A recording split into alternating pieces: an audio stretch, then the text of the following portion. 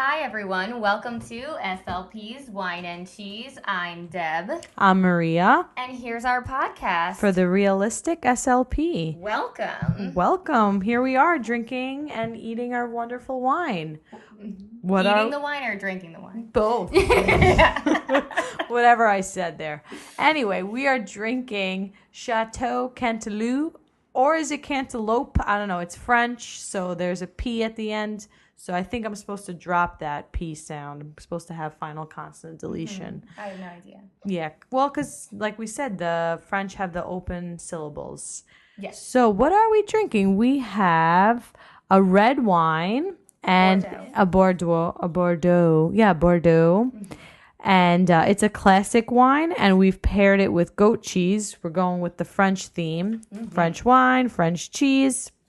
And I like how the goat cheese tastes with the red wine because I think this red wine's a little too acidic, so the goat cheese kind of decreases the acidity. Mellows it out. Yes, that's good. Yeah. What do you think? Do you think it's a little too acidic, this red wine? I have no idea. Wine tastes like wine to me. I certainly can tell the difference between red and white wine. Like, I don't have that much of a... Because one's red and one's white. Right, because colors. Yeah, colors are helpful. But in terms of taste, I can taste the difference. Like, if you put a blindfold on me. I don't know. That could be a future episode. We should totally do that. Blindfold Deb. But no, I don't really have a palate, and I'll drink it. So I say drink it, not sink it. Definitely drink it. Mm-hmm. I'm happy we paired it with goat cheese because it definitely decreases that acidity. And it acts as like a blank slate, the goat cheese. Yeah, and that's just how you should view each of your therapy sessions. You should just go in there every single time with a blank slate, whether it is the first time you've ever seen that client or if it is the 12th time you've seen that client. It's just best to go in there with a blank slate. So just every time you enter that room, just think about goat cheese. I love that because I think about food a lot, so that will be easy for me. So cheers. Viewing our clients as blank slates. Love it. Cheers. So today we have a lot of ideas that we want to talk about. Primarily, we initially started this episode thinking we were going to talk about phonology and phonetics. And I think we might have shifted our perspective to perception. Yeah. So I think mostly we're going to talk about a lot of different things. Mm-hmm. But perception is our key term this evening. And that's the ability to see, hear, and be aware of something through your senses. Right, like how you're not aware of acidity levels for wine, even though you have a wine and cheese podcast. Right. Well, irony is also in there too. Well, it's not that I don't enjoy these things. I certainly do. It's just that I will take any of it. Just hands it over. But I'm willing to. I know maybe one day you will bring a wine I don't like. Okay. I mean, I kind of hope so now, just to see. Yeah, I'll just drink it with a frown the whole time. Yeah. But the thing about perception, I don't know if you remember this from grad school. Did we take phonology together or motor phonetics? What did we take together? I lost. Well, no, because that was in undergrad, and we didn't go to undergrad together. But perception precedes expression. So it's good to talk about perception before we get into phonology. Exactly, because you can't really produce something that you don't perceive. Correct. Yes. So the next thing that we wanted to talk about, so what's going on in the news? Yeah, so what did you hear? Yanny or Laurel? All right, everyone. I heard Yanny. I heard Laurel, obviously. We're two opposites. Yeah, everything is always different. But when I listened to it at first, I was like, what on earth? What liar is saying that they hear Laurel? That would be me. But luckily you did the research, so what's going on there? All right, so this is, yes, and now I feel like we should be super excited because we could finally use speech science. Mm-hmm. Like, yes, we learned about that. And we're finally applying it. And it took... I really like that professor. Me too. She was cool. Yeah. She loved the opera. Because she really appreciated the operists. I think I invented my own words. The opera singers' the art voice. Of singing opera. Yes, their voices. Mm-hmm. And so if you heard Laurel, you are more attuned to the lower frequencies, like me. And if you heard Yanny, you perceived the higher frequencies. So the story behind it was in a nutshell, it's like a computerized voice, and it started with saying Laurel, and then they recorded it, and then background noise got mixed up in there, and the background noise caused it to have some higher frequencies. So there was mixed high and low frequencies. So depending on what your brain picked up on is what you heard, right? What you perceived. Right, what you perceive based on your own experiences. And we all perceive things slightly differently.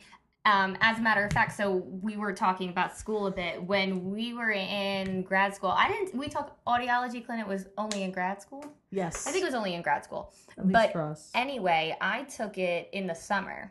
Okay. So when I graduated undergrad in, I don't know when 2010? In 2010. Yep. And then I did that summer. I went right to grad school in the summer. Okay. I was like, nah. I did.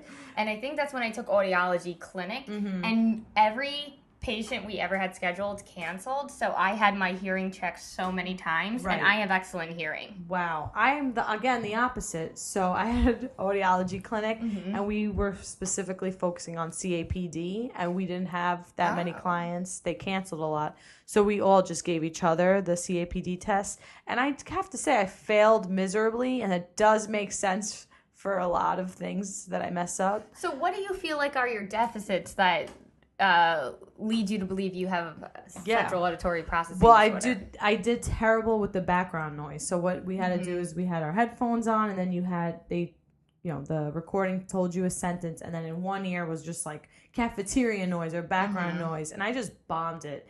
I was doing so horribly on it. I knew I had to repeat something, and I was like, I just have no idea. And I just started making stuff up. And then as I got progressively worse, I was just shrugging, like, I'm just terrible. Please, stop this test. Yeah, so I never even did that test. We only did regular hearing screenings and like hearing aid adjustments and then tympanography. Yeah, tympanography. Yeah. That measures the eardrum. Yeah, the pressure inside the middle ear. But CAPD, I feel like everyone has that, or at least I have it, because that test was hard. Yes. I definitely was the worst of my group. Like even though our professor was like, "Whoa, Maria, like you know really? You have CAPD," and I was like, "Yeah, I mean that makes a lot of sense." But CAPD is a very controversial topic because many people feel as though CAPD is actually just the result of poor phonological processing and phonemic awareness. So it's like the reason why you are unable to perceive the sounds is not due to CAPD, it's due to a phonemic awareness issue. Interesting. Did you know I'm an auditory learner? No. I thought you would be tactile. Well, I mean, who learns by, like, you think people beat me and then I understand? Yes. I'm just kidding. No, like, I do best with tactile cues, but I'm an auditory learner. I remember most things that I hear. Oh. That's why it's really hard to be in an argument with me, because I'll be like, this is what you said verbatim. Oh, wow. And I can even, like, recall the nuances of what you said and how you said it. So, and in the situation. So I remember most things that I hear. I learn more from hearing than I do from, like, reading. Certainly reading was not my strength. I did much better. Like, I was that person who was like, just tell me what happened. And even though that seemed like I wasn't trying, I definitely was getting more information through that than I was independently on my own. Well, being that I have CAPD, I'm a visual learner. Yeah. So I'm more of like when I would study or when I would read something, I'm like, oh, I remember it was on like the upper left-hand side of the page. Mm-hmm. Like I remember where something was. And then if I'm in an argument, I'll say like, no, I remember what you did with your hands at that moment. Or I remember like that. Like I won't remember what you said. But I'll remember I was never that person who could like see their notes. Yeah. Oh no, that was me. I always like see. You can see them. Yeah. Yeah. So I can now that I write notes very fancy. Now when I do notes, I use like all different lettering and I draw things. But I think that's because a little like visual then. I think it is visual, but it's like catering to my visual. Whereas before, I felt like when you're in school, you're constantly like the creativity is being torn out of you and you're being forced to do things the way that you have to do it according to like what's correct and proper and whatever, which really like held me back a lot as a child, and then also like into my graduate studies, I believe. So once I finally became an adult and I was like, oh, you actually can do whatever you want. Like it doesn't matter. I could, if I want to take notes by like drawing pictures and doodling, then there's evidence for that. There's research for that. EBP? Yeah, EBP. exactly. Evidence, EBP, excuse me. So yeah, how do you think that like translates to your clients? You know, like I think about that too. All right, like how does this kid learn? How do I teach that? I want, you know, you want to teach them how they're going to understand it. What type of learner is my student? So, you know, I always thinking about that too. Because you're thinking about it for yourself. You should think about it too with your clients, you know? Yeah. So I think that it's always best to take a multilinguistic approach. Yes. That we want to take on the idea of learning the sounds and also the meaning and also their use all together rather than constantly separately. Yeah, it's best to take a multilingual.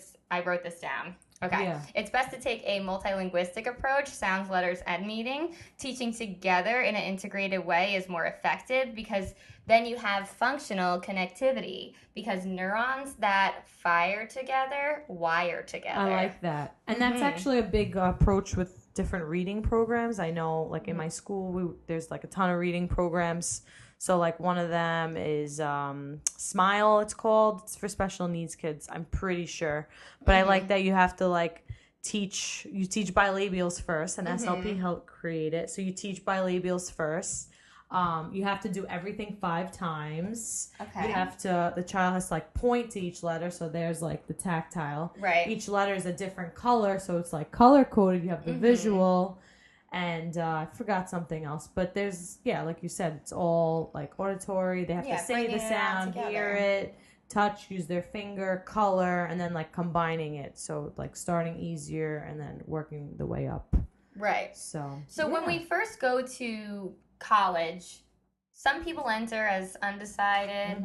Some people enter as CSD, communication sciences and disorders. Some are not even anything near that. And some are not even like near it. So I was wondering, what did you enter undergrad with? I entered with, well, at first I was, like I didn't declare a major. And then actually my accountant told me to go and look into speech. It's a good job for a woman, he said. You can make your own hours. And for a woman. I know. But that's what he said. Hey, those are his words, not mine. So I got to observe. It is best for a woman because you know what? We're patient. Yeah. And we have a higher threshold for frustration. And we're more empathetic. And we're just awesome. Exactly. You know, the future is female, but yes, continue. I want a shirt that says that. I have seen that. So, so then I observed an SLP. I remember she was just playing like a memory game, and I'm like, this is great. They're just playing games and they get paid for this? Great. So I declared my major my second semester of my freshman year. Undergrad, obviously. What about you? So I entered with advertising. Oh. And then I changed to public relations. I could see you in that, though. Yeah, and then so first I started as public relations, and then I changed to advertising. And at that time, I was working at the library at St. John's, making like $7 an hour. Cha-ching. And yeah, and all of the hours, and like very bored. And I'm a very talkative person. You're not supposed to do that in the library. You're not. Well, it didn't last for very long. I love the library, by the way. Shout out to the NYPL. I never buy books because it's like, why would I buy books if there's a ton in the library? I'm not going to just waste paper. Exactly. That's a great thing to do. I should go to the library They know me there by name. They're like, hey, what's up? How'd you like this book? I'm like, this was great. This wasn't. I only go to the library to do speech therapy. Like in the summer, if it's like all CPSE cases and maybe it's like way easier to go to the library so everyone comes to me rather than go to their apartments. That's really genius. We need to cheers to that. Cheers. Cheers. Okay. It's a loud cheers because we use mason jars to drink. Because it's Brooklyn. But yeah, so I was working in the library, and then I told my mom that like I was on the brink of going crazy, and that I'm an advertising major, and I need to be sure this is what I want to do, because I initially went to college thinking I was going to be an occupational therapist. I love incorporating OT into my speech me too. sessions. Yeah. Because I worked at a daycare, and I always saw like the relationship that was built from like the see it and the OT that came into the classroom for like the kids that I was with. And I was envious of that because I saw the growth, but then I also saw the like the connection. Right. And the desire. Yeah. So everyone in the class was drawn to this person, and this person was like making a big impact. Isn't that crazy, or in a way cool, like how that one person like made an impact on you, and now like your whole career is because of that one person. But then the speech therapist always took the kid out and brought him to like this little room, so I never saw what she did, and I never was interested in being a speech pathologist. That's what I call the speech bubble. That's what I call SLPs that are in their speech bubble, and we don't want that, right? We want people to know what we're doing so they can carry it over. It's not a secret, but I think most people are afraid that if people are watching them do therapy, they're afraid like, oh, what are they thinking? Are they going to judge me? Are they going to be like, how is this useful? This is this kid's real problem. And to that I say, what other people think about you is none of your business. I don't care what anyone thinks about me. That's a good point, but I'm also going to say at this point too that why not be open to what they have to say? Because you could just take it or leave it, or they might have a good point. Because especially if it's like a teacher or someone, a para who works with the kid, they know them better than you do. I'm sorry, speech bubble SLP. Yeah, they do know them better than you do. So when you say, oh, like they never, use idioms, or they don't understand idioms, they're like, what? They did this the other day or something. This is like a terrible example, but or it's like the teacher's like, my goodness. Snack and lunch is a disaster with him. He doesn't initiate anything. He doesn't initiate conversations. He doesn't go to feed himself. He doesn't advocate for himself. So then that's really great insight. And this is something else that we were talking about, how I have no interest in being right. Yes. Oh my God. Yes. And this is so hard for me to wrap my brain around. I need visual cues right now. Really? Yes. We got Post-its and we got highlighters and we have mason jars. So create a whole scenery for me. In a nutshell. Go for it. Well, what do you mean? I mean, so I don't have any interest in being right. So even though I'm already in a place where I'm not concerned about if anybody's judging the therapy that I'm providing, but in addition to that, if somebody were to tell me something, I don't have to be right. So it's not like I have this ego that I'm bringing to the speech therapy session where I'm like, I'm the professional. I know everything. I should be like, no one should tell me what this kid needs to do. I have no interest in being right. So if you are with this kid on a daily basis and you are seeing a constant struggle, you need to know that your ego is not your amigo. Yes. Throw that out the door. Okay, so I need visuals now. So if I'm in the therapy room, let's say, and someone comes in and they see what I'm doing and they question it, or they tell me something about it, or they just mention something about it, don't take that the wrong way. Don't feel like, oh, why are they questioning me? Or what? You should question they're right, everything. I'm wrong, they're right, No, so never, who cares who's right or who's wrong? Just listen to what they say. Because if you cut people off, that means that you're afraid to hear the rest of their statement because you're concerned that it might be wrong or what they're saying might contradict or go against your argument, right? So if a kid cuts me off, I'm like, you're obviously cutting me off because I might say something that's right and it's going to hurt your argument here. Wow. So you've already shown me that I'm the one who is making a good point. Wow. So by interrupting, just take a break, by just interrupting, you're already in the wrong, or you're already in like. It shows again, to me see how hard this is for me to wrap my head around. It shows to me a lack of security. If you're interrupting me, not in like in conversation, we talk about this a lot. Like I interrupt and I need to stop, but it's because I'm like I have an idea. So it's an attention issue. It's like I can't control my ideas. Impulse control. Yeah, that's a cognitive thing. I have impulse control issues. Interesting. I have CAPD. It's but okay. But only with talking. Like I don't overeat and I don't need immediate gratification with anything. I have an idea and you have to know what I'm saying. Well, you should trust yourself that you're going to remember it. And sometimes you could hold on to the thing because sometimes the person will like answer your question anyway, or they'll let them have a chance to say, and then maybe that can enhance your idea. Right, yeah. You could just piggyback on top of them. Yeah, I should just listen and listen and listen and then go. Yes. Yeah. I should. You're right. Thank you. Ooh, I'm right. Yes. But wait, hold on. Bad. Oh, God. So I don't always have to be right. No, you should have no interest in being right. That's what... I'm going to work on that. That'll be a goal for me. If somebody says to you, so-and-so is happening, that doesn't mean that they are right. Most of the time, I don't think most things that I hear are right. Mm-hmm. But, like, I will take it into consideration because if you, like... you have to take in all the information that's available to you if you want to fully solve a problem. And if any ignorance of information is a neglectful thing on your part. Right, you're doing yourself a disservice. And the person in front of you. Wow. So yeah, taking in all information, and maybe like somebody will say something to you that's completely wrong, and now you have information that person is a moron. Right. So yeah, so either way it's a win-win. Yes. Whether you just gain insightful information about yourself and or the other person, and then you could just steer clear of them in the future. Or just nod your head and be like, absolutely. Right. Yeah, the earth is flat. Mm-hmm. Yeah. Yeah, exactly. You know what my favorite thing to say is, by the way, is I never thought of it that way, but you're right. No one can argue with that. Right? I never thought of it that way, but you're right. You know who actually taught me that? Who? Someone with Parkinson's. Really? Yes. So he's in the family somehow. Mm-hmm. Somehow. He's family related. He's in your family. He's in my family, and he told me that, and I was like, wow, that's great. Yeah. So... That is great. So now let's get to from our geriatrics. Topic. Let's go back to EI. And actually, so initially we got together thinking we were going to talk about phonology. We still are, and we are going to talk about phonology. So the first class that we take when we go to college is phonetics, and phonetics is how we are introduced to this career, right?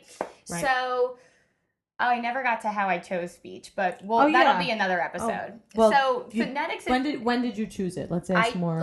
Second year of college. It's a longer story, so we're not going to get into it. Are you happy you did it that way? Yes, it must have been fate because I did it without it was like it just popped into my head. I went to the office and I did it. I don't know how it happened. Well, sometimes, like what the ladies from SLP Toolkit said, when you have an idea, you should go with it because that's when it's like meant to happen. Like you're supposed to manifest that. Yeah, and it just popped into my head. It's like the craziest thing. And also, I think for anyone who's like thinking about switching careers or declaring a major in speech, like if you have this idea in you and like it just happens, like just go with it. Like let it flow. Let it happen. Yeah.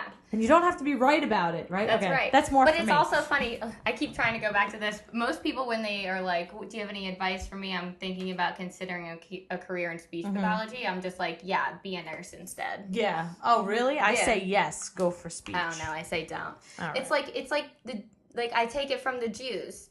If somebody goes to a Jewish person and they say, I want to be Jewish, then a Jewish person is supposed to tell them at least 3 times no. And if after that 3rd time they still want to be Jewish, then they should be Jewish. Wow. They're like, it's like reverse don't do psychology it. It's a process. Yeah, because they only want people who are really into it to enter, the chosen ones. It's like weed out the people who aren't really fully committed. Who are just like whimsical, Like dating. That's why you got to be a little like tough. Like, I'm not going to call you back after 30 seconds. Like, you need to wait. Yes. It's like vetting. Yes. So did you like phonetics? I hated phonetics. I liked it. So it was a bad way to introduce me to the career, and you almost lost me. It's like, welcome to this career. Now you're going to learn a new language before you learn to teach people English. Right. Exactly. Well, so I have a confession. I am a terrible speller and reader. Interesting. I'm pretty good. You are? Yeah. See, we're the opposites. Right. Growing up, I don't know if I mentioned this on the podcast, but I went to 13 different schools as a kid. And I'm pretty confident that I had dyslexia, but nobody ever noticed because I kept going to new schools. Wow. So I just kept going back through to the cracks, kids. Mm-hmm. But hey, you're a success story. You're an SLP. Yeah, and you know how I became a champion? Let me guess. Comedy? No, Dr. Seuss. Oh, wow. Yeah. The rhyming. If anybody, that's phonology. Here we go. Wow, that's Dr. Seuss. I love phonology. I think it's the best, most interesting part of speech pathology. I think because it cured me. Because you're also an auditory learner. Yes. So that auditory, that rhyming, the beat. Mm-hmm. And the word family. And you also love music, so that yeah. goes again with auditory. Yeah, I was also majorly into creative writing and photography when I was in high school and college. So all of I had to take a bunch of summer classes because I kept taking too many classes that I didn't have all the classes that I actually needed to graduate on time. So, okay. So about phonetics though in classes, I liked it though because I felt like you were learning, like I was learning another language, and because I'm Greek, I guess I had that what is that advantage because some of the symbols are everything Greek. Is Greek. Yes, of course. and I speak Spanish and Greek and obviously English, even though I don't sound like I do right now. But you're fluent in Spanish? Not fluent, but I think the phonetics was just like learning another language. Mm-hmm. So it was like, oh, all right, this reminds me of this sound or this letter, and it helps that. So I think that my major deficit in reading and spelling was predominantly, even though I'm an auditory learner, mm-hmm. I remember everything I hear, but in terms of like comprehension and visual, I can understand and remember and visualize. When it came to breaking down sounds in words, I would lose confidence in what the sounds actually are in the middle, especially when it was a multisyllabic word. I see. A lot of kids are like that. You just described. I see. Now I have to write it. So you have to write it. Yeah. So maintenance. So once I get here, I'm like, is it maintenance? Is it maintenance? And then I'm just like, who cares? Okay. So here's a strategy. Why don't you break it up? Yeah. Main, 10, ants. Right, but then there are also sometimes when phonology and phonics don't agree because this says main. Right. I know. So that's why also. So I wrote this down too. Hold on. Well, since you're looking, that is, I think, a lot of with spelling and reading and writing is practice. Yeah. So I think a lot of it, I'm a big fan of like writing the word 10 times, writing it. So I don't know if you did that when you were a kid a lot. No, I didn't even do my homework. Oh, well, I did. I used to throw it in the garbage. Oh, okay. Yeah. Well, but homework, carryover.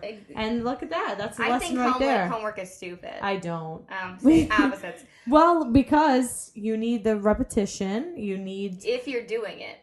Right. If you live in a house where, like, your parents care if you do your homework. I guess mine did. So my mom did. Okay. But then we have, children are wired for sound, but print is an optional skill. It will not develop on its own. So that's where the homework comes in. Yeah, but so I didn't pay attention in school or, even I remember being a young kid, and I didn't even understand what the homework was by the time I got home. I had no clue. Yeah. Not even a clue. I didn't do homework until the 6th grade because in New Jersey, that's where the schools were the best out of all the places I went. I've heard Jersey schools are great, by the way. And it started to be like a problem that I wasn't doing my homework. They were following up with it. And they were like, it was like an integrity issue at that point. They were like, well, we're not even going to call your mom. We're going to terrorize you here in school until you do your homework. Yeah. And then I did. Did you think that helped you? Yes, it did. Homework is good. Oh, not the homework. But no, it helps me to have an adult make it important. Okay. But yeah, so and then I realized, because for a long time, because I struggled so much with reading and spelling, I just always thought I was dumb.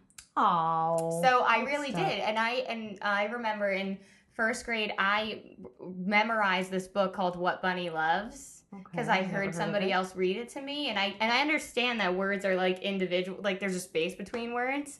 and I remembered it verbatim. So I would pretend to read this book that I memorized. Oh, wow. And then when I was in second grade, it was like my turn to read a story to the class. And I struggled because I think I also had anxiety. Yeah, so I was really struggling with the book, and then the teacher was like, Deborah, you said that you knew how to read this book, and you're sitting up there and you don't. So sit down, someone else is going to have a turn. Wow, that's I didn't scarring, read again until 6th grade. Wow. Whoa. Well, I think a lot of things you just said there were like a lot of our clients, I'm sure, have those same feelings, and I think it just shows an importance of like starting in the homes when we like work with EI kids and kids maybe that are nonverbal. You really need that parent support. You really need those parents to kind of carry over what you're doing. And because the most normal mandate is 2 times 30, and you're not going to take in anything twice a week for 30 minutes. You won't even if you do cardio twice a week for 30 minutes, like you'll be better than dead. But like it's going to be good. I mean, everything is better than nothing, or something is better than nothing, but it's really not a game changer. No, it's not. Right. I see your point. Yeah, so basically, let's go back to the beginning. So phonology is the system of relationships among speech sounds that constitute the fundamental component of language. See how good I am at reading now? Yes. Dr. Seuss.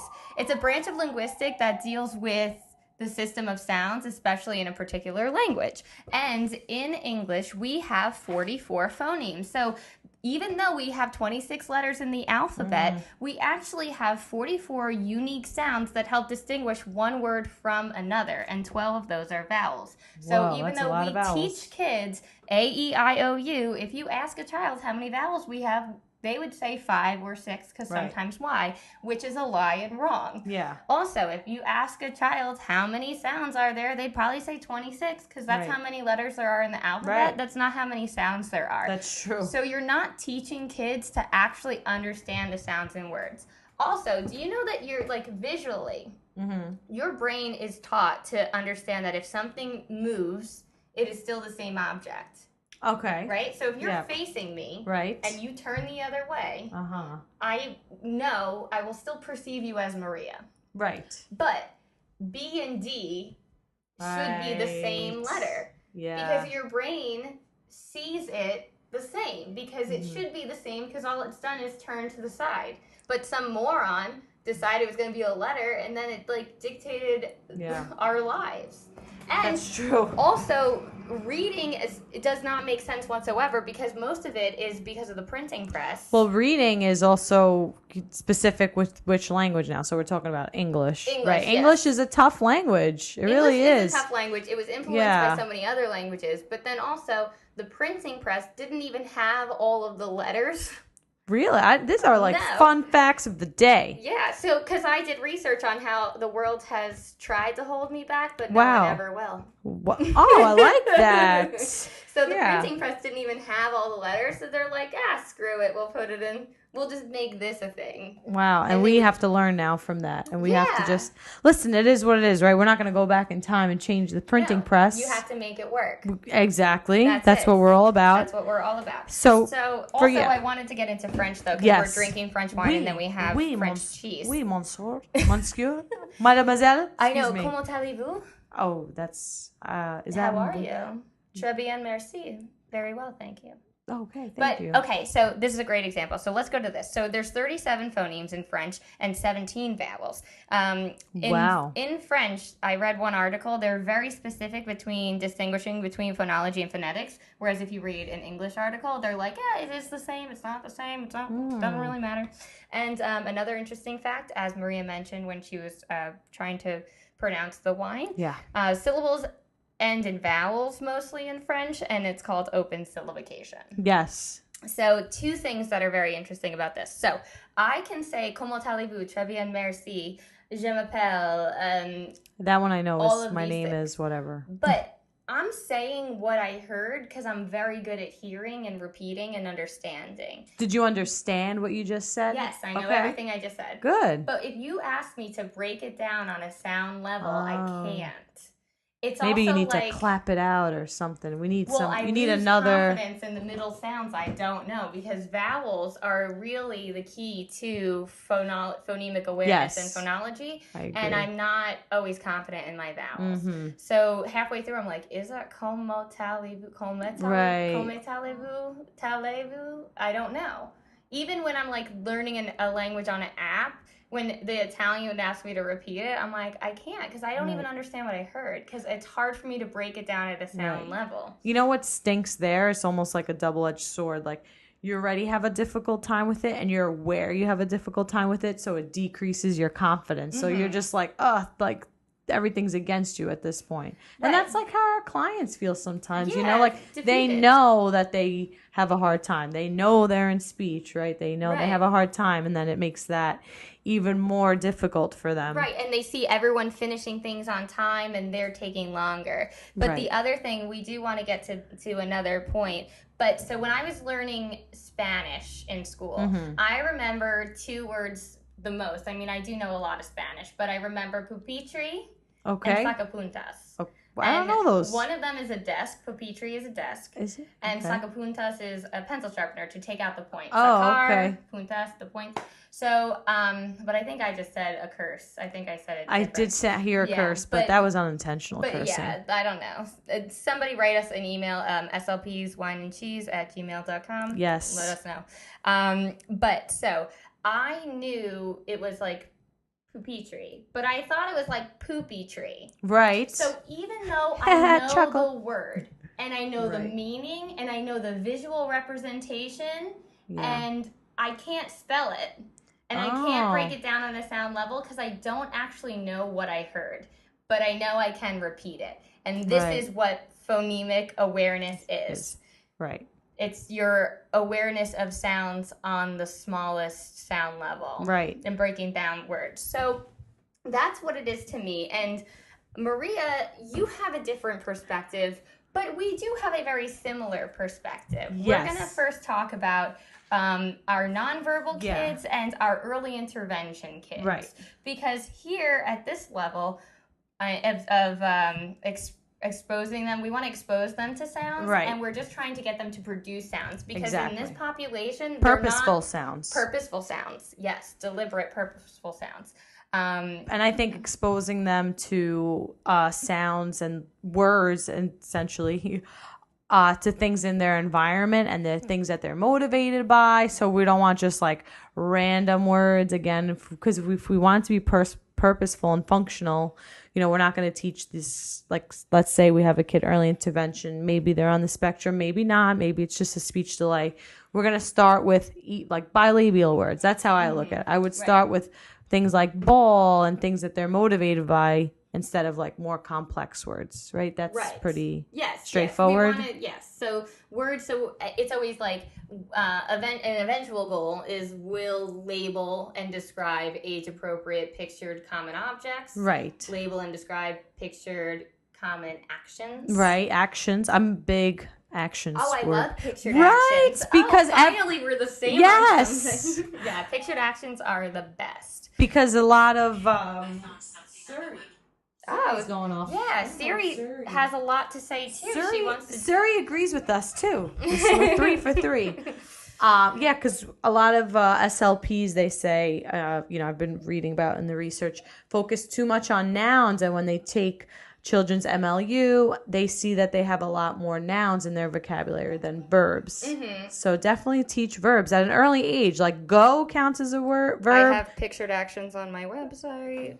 It's cheap. Okay. Or you could actually just do them with your hands. Yeah. I mean, no. Definitely get Deborah's stuff. No. I mean, I actually just took images from the internet that are coloring. Like, I would Google image coloring pages. Right. And then so that you can print them in black and white, so you're not using all of your ink, but then also you could color them in. But I have them laminated in black and white. Right. And very you go effective through them. And not an issue. Yeah. And then as they're coloring them, what are you doing? Coloring. There you go. It's an action. And then you can always like give or more or, choose colors. So when we're in, did we get really to EI and nonverbal kids? So at this point, we want to come from even though we're in terms of phonology, we're trying to expose them to sounds so that they can add those sounds to their phonemic repertoire, so that they can understand that sounds have meanings, and different sounds can change the different meanings of words. Right, because perception is important before expression. Perception precedes expression, so you want to expose them to these sounds, even if they're not necessarily imitating them, modeling them, at least they're hearing them. You want to auditorily bombard them with that sound. And that's what I tell parents a lot. I still work with children in EI, or they're nonverbal, and let's say the child didn't say anything during the session, right? Or they even just moved their lips but no sound came out, and I'll tell the parent, like, it's okay, they heard it, they felt it, they saw it, so they still got exposure to the sound. So that's definitely a tip you should tell a parent, and that's a tip you should tell yourself as a therapist. Thank you. I do. Well, you already know it. I'm talking about the listeners. Okay. Because many people will be like, I've been working on the sound,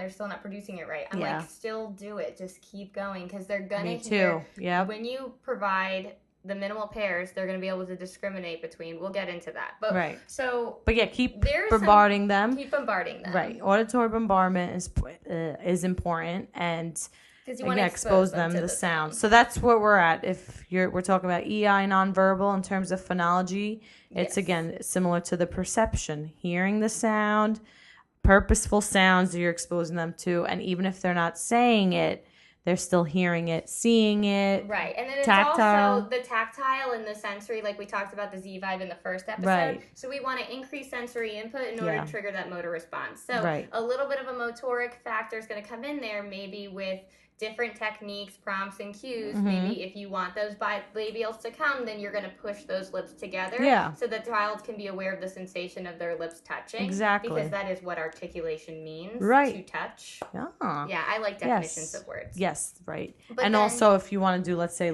like the O sound or something, like use their little cheeks, massage their cheeks, or something like that. Yeah. So these are all tactile things that we can do. Great. So the next population that we want to move into is preschool speech and language disorders and phonology and phonemic awareness here. So now at this level, you're going to have several kids who present with phonological processing disorders. And a lot of them should disappear by 3. And by the time we're seeing them, if they haven't disappeared by 3, then we know, okay, we need to intervene here. Yeah. But so a phonological process it's a pattern that children use in order to mimic adult-like speech. And Maria and I were talking about this before we started recording. We both agree that we find that some of our most intelligent kids are the ones that have the strongest phonological processes that have not been suppressed by the age, and we think that they're just talking idea. They're like, I don't have time for my mouth to close. I'm just going because I had a kid telling me all about outer space. Wow. I'm like, when do we start, like, as a preschooler you learn so much great stuff. Kids are just so smart nowadays. It's the internet and Netflix. So and just because they don't have the motoric support to support their linguistic system, system is like way more advanced than their motoric system is. They know all the names of the dinosaurs. Because they're 3, and they've only been alive for 3 years, so the body has not had enough time to evolve to support Tyrannosaurus Rex. You know what I mean? But they can tell you everything about a Tyrannosaurus Rex. They are pretty cool. Yeah, they dinosaurs. Are. Well, I like the long neck dinosaur. I forgot. Stegosaurus? No. I don't know the dinosaur names, but maybe that'll be my next coloring project. By the way, you can't go wrong with dinosaurs, just as a FYI. Right. I need a lesson idea. I need this idea. Go with dinosaurs. Girls like it, boys like it, everyone likes it. Also, dinosaurs include almost all of the speech sounds. Oh, yeah, exactly. And in multisyllabic, and like also blends and clusters and all of those things. So you're going to target, even if like, so let's say you have a mixed group, then it's like one's articulation, one is speech and language, one's phonology, and one is phonology, and the other one's social skills. Yeah. You can talk about dinosaurs. You can produce the sounds of those dinosaurs. You could stop talking about dinosaurs for the social kid. Exactly. Like, all right, can we we stop for a little bit? Or you can tell that kid, what do you like about dinosaurs? Right. Like if you're trying to pull that Yeah. information out of them. Exactly. So this is we're going to do a whole episode on mixed groups because it's kind of a pet peeve of mine when people message me being like, well, what do you do with mixed groups? I'm like, what are you doing that doesn't target every goal? Right. Like even right now we're targeting like every speech goal. Exactly. So no matter what you're doing, you're listening, you're understanding, Drinking. you're speaking, you're drinking. Thin liquids. And the goat cheese, a mechanical soft, right? Right. Oh yeah, we decided that. I think it's a mechanical soft consistency. So yeah, so at the preschool level, so I'm gonna talk about my favorite techniques and you're gonna talk about your favorite techniques. How about you wanna go first? No, I would like you to go first. So because I like to kind of like, okay, your yeah. No, I'm just kidding. Because you're interested in being right. I'm not anymore. So I'm working on not. My favorite thing to work on in preschool speech and language disorders is minimal pairs, because now here we're going to pair words that are going to target the errors that they're producing, and the idea is that we want to simulate the immature process in order to eliminate it, because we want to put two words next to each other that have very clear different meanings. Yeah. And we want them to be able to discriminate between the two. So I do like minimal pairs though, so I'm in agreement with you. Okay, great. But you have pictures that go with it, right? Yes. Okay. I'll do minimum 50 minimal pairs every speech session. No matter what your goal is. Okay. Because I think it makes you a better person, because it made me a better person, because I could read because of minimal pairs, because rhyming is essentially minimal pairs. Right. So no matter what, it's going to help you. Even as an adult, you should go practice minimal pairs, because it's going to make you a more fluent person in general. So if we want to mimic fronting, which is like the cutest phonological process. I don't think it's cute. I don't think any of them's cute. Neither do I. Okay, cute, all right, good. But that's what people always like mimic, and they think it's fun. Right. But okay, so like we might be like tape, cape, tub, cub, tea, key. And these minimal pairs, so if a child is fronting all of their sounds, they're not going to say key. And they're not going to say any of the K or the G words. They're going to replace them with T and D. Right. That's so when backing, we place them next to each other. That's the backing. What? No, well, they're fronting them. Backing is more of like it's present in the autistic population. Okay. Many of the younger kids, like the parents will say that their sounds are all the back sounds. Oh, They do like the gug, like when they're babbling. Okay. But yeah, so like these are, so if I put these words next to each other. So you're thinking like, let's pick an example. So like go and dough, right? Yeah. So they're saying dough for go. Yeah, they're saying dough. So I want to put them next to each other, and I'm having them repeat. Yes, so I'm like, I've done this before. Yeah, go, dough, gate, date. Right. Key. And we're just keep going back and forth. Right. And I'm just doing this over and over again. And as long as they are hearing me and repeating, I don't care if they say something the same or different for like the first 2 weeks, 3 weeks. Because all I want to do is get them comfortable so that they feel secure about their ability to participate in this activity. Right. Because I don't want to frame anything as a daunting task, because that's what was done to me. Right. So you want to just make them feel comfortable. Yes. And that's also building their confidence too. Yes. Like I'm saying this, and it doesn't matter if I'm right or wrong. So you're building their confidence. Yeah, right or wrong, I don't care. Right. So then after that, because you don't have to be right. You don't have to be right. So then after that, I just progress into being more like stringent about like, I'm like, okay, well, I didn't hear that, so I'm gonna need it a little bit stronger. Right. And then I start to get very bossy, and they're like, oh, I better do, because they have confidence in themselves because they've done it so many times, and they also feel safe with me. Like I'm not gonna be mean to them or anything, so they do try to please me. They like to see my positive reaction. Kids love that. Yeah. So for you? Okay, so I mean you're taking the minimal pairs approach, which I'm not at all knocking. I do like it, but I also like to look at the motoric pattern of the child or the client's face. So for example, I'll use your example, the go, do. So what they're doing is they're bringing their tongue back. They're bringing their tongue up when it should be back. Right. So I will tell them tongue has to go up. in back, and I'll show them, or I've had a child like gargle. I've had gargling, or like just to bring awareness that where their tongue has to go. So I don't think it's that they necessarily can't hear the difference, or I think it's more of a motor, like their tongue's not going in the back, it's going in the front for dough, not go. Right, That's but I what I think look that they at as. don't hear a difference. They don't care. Right, They're like, they I just- know what I'm saying, and it's all about their perception. Right, Just that's like a good I point. perceive it as Yanny and you perceive Right. it as Laurel. They know what they want to say, so Right. sometimes you just hear what you want to hear. Right. Because it's your perception. It's what you think. Right. But I do what you do as well, because most of the time I point to, like, I'll have 6 pictures on a page, and it's like whale, rail, wide, ride, wed, Okay. red, and then Ring, wing, or something. very yeah. good, thank you. Mhm. Once You're we welcome. finish that, I'll give them a puzzle piece, and that adds to their puzzle. Oh, And then we go to the right. next page. And if I do a fronting one, so I'll be like, it's gate, and I'll take the puzzle piece and I'll bring it to my throat, and I'm That's like, good. gate. Because Right. they're not motivated by my face, they want that piece. So I Right. want their motivation to be where the placement is Oh, that's a good of one. that sound. Yeah. Yeah. Another one is like, for example, like final consonant deletion, right? Like our wine. So like a child or a client, they say 8, right? So I'm looking in terms of their jaw. Is their jaw hanging open, and that's why they're saying 8, and that's why they have final consonant deletion, and they're not Right. hearing it. So that, for example, 8, right? Your jaw has to open, then come back up, and your tongue goes up for t. But if a kid's jaw is just hanging open, they're going to say 8. So you have to tell them, you have to explain to them, jaw has to come up. And once their jaw is up, they can hear the difference, or they can say that.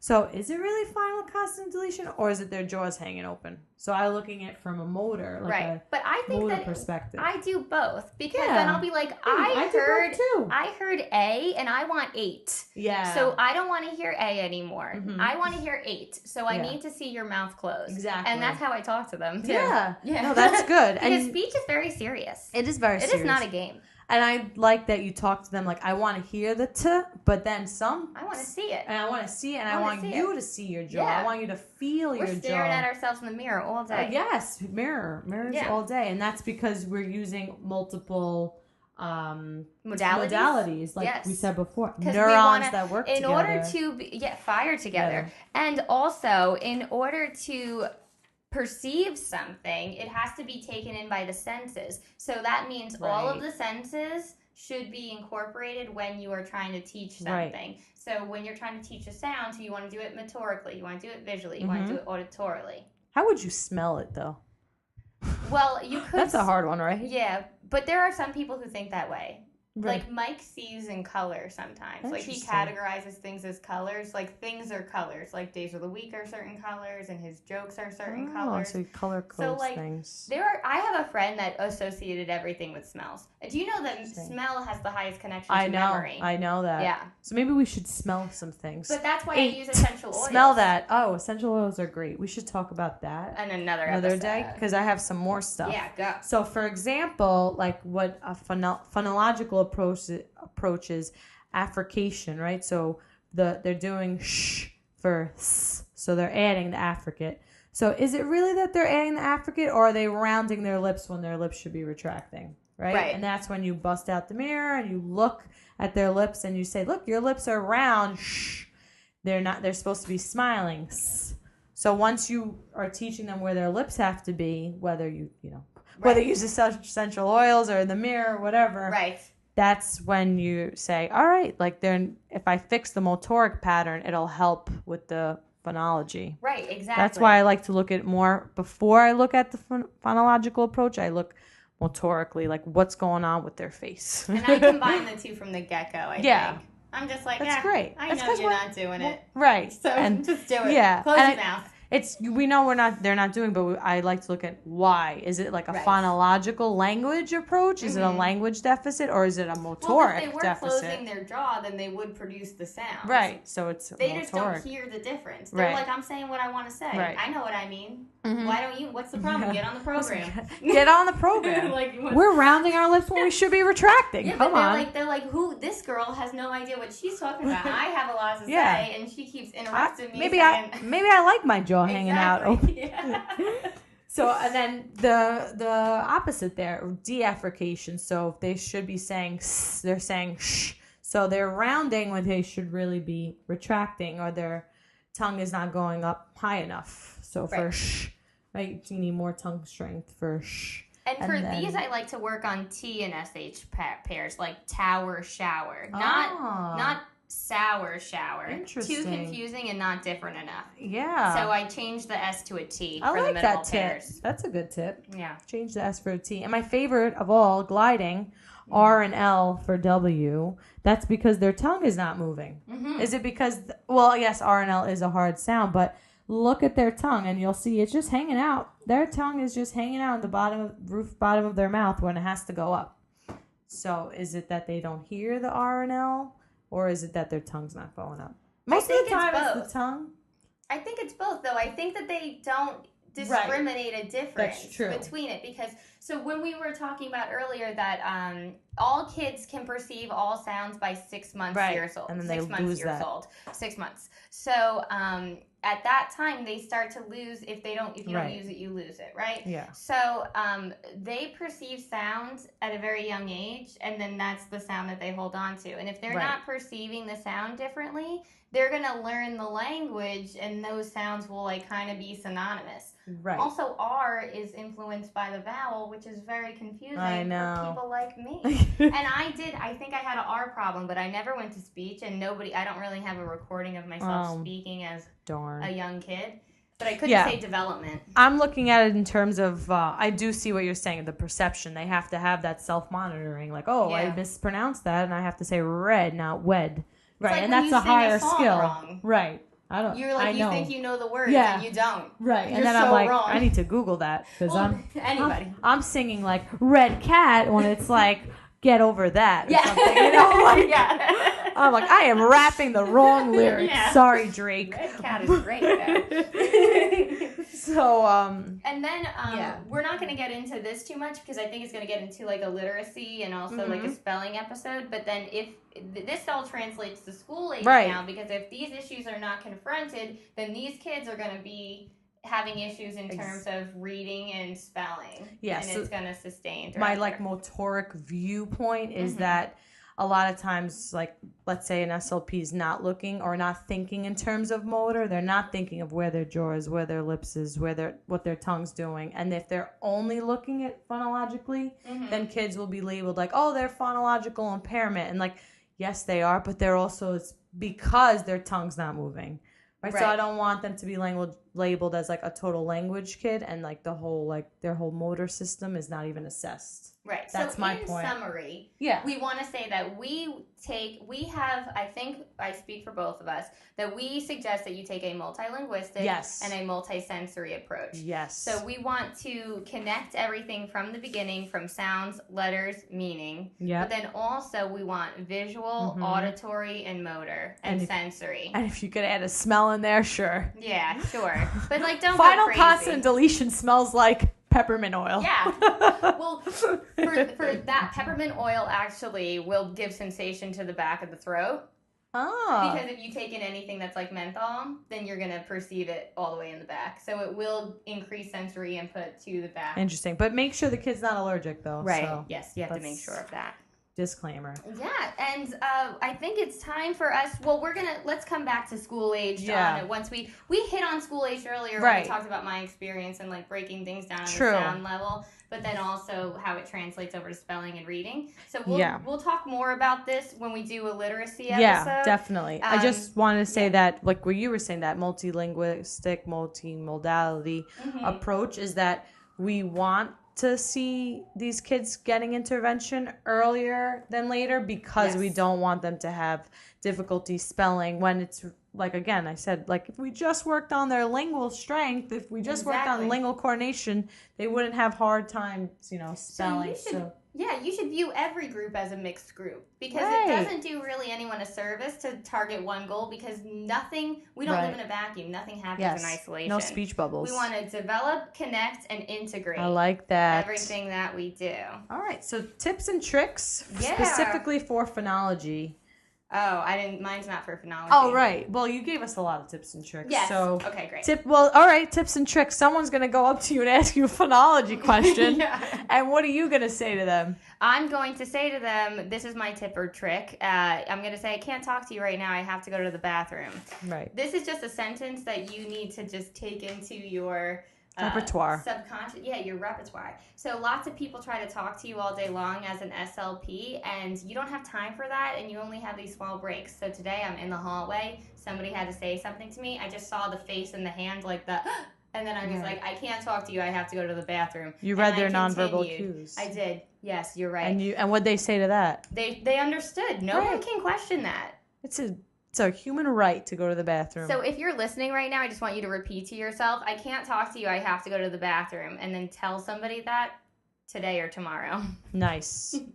My tip and trick is not related to that, but and I guess I'm feeling inspired from the Laurel and the Yanny. Mm-hmm. I also do this to record your client, whether audio or video.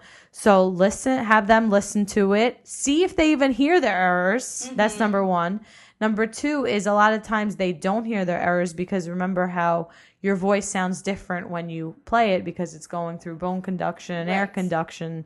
And all that acoustic science, speech science stuff. And also when you're trying to learn a new word in a different language, you're like, yeah, I am saying that. And a native is like, you're not. Right. So and they're like, here, listen, I'm going to record you and I'm going to put this on Snapchat so everyone could see how terrible you sound. Exactly. So don't do that with your clients. But, the point is to record them and have them listen to it. And what I do with my older kids, I love to do this. I record them, we read something, and I have them highlight words they mispronounce, and that's their homework right there.